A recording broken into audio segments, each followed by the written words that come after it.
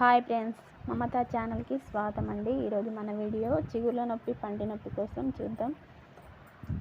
ఇదైతే తేనె అండి, మనకి షాప్లో దొరుకుతుంది. మనకి చిగుర్ల నొప్పి ఉన్నప్పుడు దీన్ని బాగా వేలుతోని బ్రష్ చేసినట్టు చేసుకొని కడిగండి. ఒక వారం పాటు చేయండి, పోతుంది. ఇదైతే పంటి నొప్పి కోసం నల్ల మంజన. దీన్ని మనం పంటి నొప్పి ఉన్నప్పుడు వాడాలి, వెంటనే తగ్గిపోతుంది. ఈ ఆయింట్మెంట్ మనకి నాలుకకు మచ్చలు అవుతాయి కదా, అన్నం తినడానికి చాలా కష్టంగా ఉంటుంది. అప్పుడు మనం ఇది వాడాలి. ఇది మనకి మెడికల్ షాప్లో దొరుకుతుంది. చాలా బాగా పనిచేస్తుంది, వెంటనే పోతుంది. దవడ నొప్పి ఉన్నప్పుడు కూడా మనం వాడుకోవచ్చు.